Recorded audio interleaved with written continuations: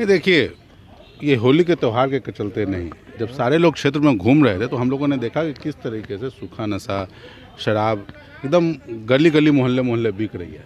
तो आप जानते हैं कि सदन में लोग जो जनता की समस्या होती है उसको ला के रखते हैं, तो इसके कारण से ये बात बार बार उठ रही है और लोग चाहते हैं कि इसकी समीक्षा हो। और सारे लोग चाहते हैं, चाहे दबे जुबान में चाहें या फिर खुल के चाहें, सारे लोग चाहते हैं कि एक समीक्षा हो जिसमें पता चले कि सरकार ने इससे क्या पाया और क्या खोया, उसके बाद इस पर आगे निर्णय होना चाहिए। अभी मानते हैं विधायक यहाँ होली में शराबबंदी का कानून पूरा धजिया हुआ है? नहीं, हम तो कह रहे हैं कि होली नहीं, हम तो मतलब निरंतर कह रहे हैं कि ये बात छुपी हुई नहीं है। आप आम जनता से इसके बारे में जानकारी ले सकते हैं कि शराब की होम डिलीवरी हो रही है। नीतीश जी ने ही जब पहली बार सरकार बनी थी तो पंचायतों में शराब बिक्री शुरू कराई थी और फिर बाद में अचानक से इसे रोक दिया।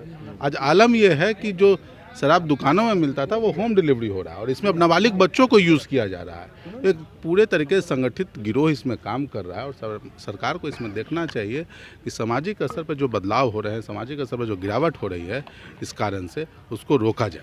कैग की रिपोर्ट में सब्सिडी बिना इनपुट के बट गया, इंदिरा आवास लोगों को नहीं मिला, कई ऐसे लोग हैं जो नाबालिग हैं उनको इंदिरा आवास मिल गया, कई डिपार्टमेंट की कैग ने पोल खोल दी है।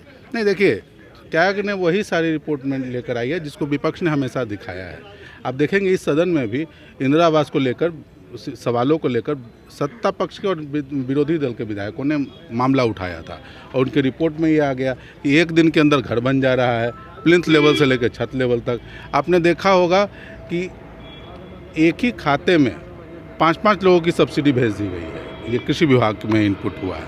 आप देखेंगे कि अलग अलग विभागों में जो खरीदारी हुई है उसमें बहुत सारी खामियां हैं। तो जैसे आप देखें कि जो बात विपक्ष उठा रहा था, कैग रिपोर्ट में उस बात को पुष्टि किया है और बताया है कि नहीं, जो बिहार सरकार का जो वित्तीय प्रबंधन है वो बहुत खराब स्थिति में है और यहाँ कहीं ना कहीं घोटाले की सरकार चल रही है। 70,000 करोड़ का जो उपयोगिता प्रमाण पत्र था वो 92,000 करोड़, 92,000 का 20,000 करोड़ बढ़ गया। तो आप देखिए, हम वही बात कहना चाह रहे हैं कि सरकार वित्तीय प्रबंधन में फेल है और कहीं ना कहीं अगर कल के डेट में यहाँ 50-60,000 करोड़ का कोई घोटाला सामने आ जाए तो बड़ी मतलब नई बात नहीं होगी। राज्यसभा चुनाव के लिए कल महत्वपूर्ण बैठक हुई थी तेजस्वी यादव के नेतृत्व में, आप लोग क्या रणनीति बनी? उसमें पार्टी के लोग बयान देंगे, उसके लिए मैं आधिकारिक रूप से बयान नहीं कह तो। बैठक तो डेली हुई, परसों ही बैठक हुई है, हर समय में हर मुद्दे पे बैठक होती है, लेकिन मैं कह रहा हूँ कि इस पे के बारे में पार्टी के नेतृत्व बता पाएंगे, मैं उसके लिए अधिकृत नहीं।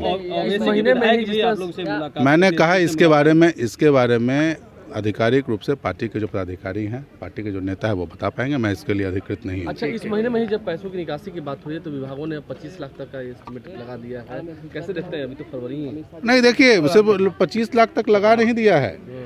जो जीएसटी के पदाधिकारी हैं उनके द्वारा अवैध जो जीएसटी कानून में कहीं भी एडवांस टैक्स का प्रोविज़न नहीं है, एडवांस टैक्स वसूलने की तैयारी की जा रही है।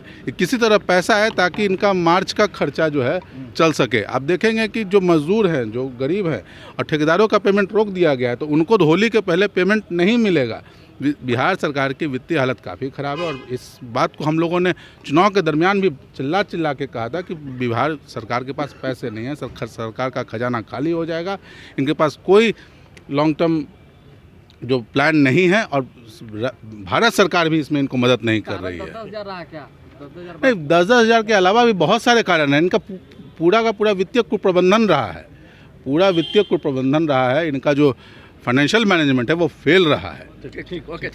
गोल, जहां 28 वर्षों के सफर में 18,000 से भी अधिक छात्रों ने डॉक्टर एवं इंजीनियर बनकर भरे सफलता की ऊंची उड़ान, जहां साधारण छात्र भी असाधारण सफलता प्राप्त कर बना रहे इतिहास।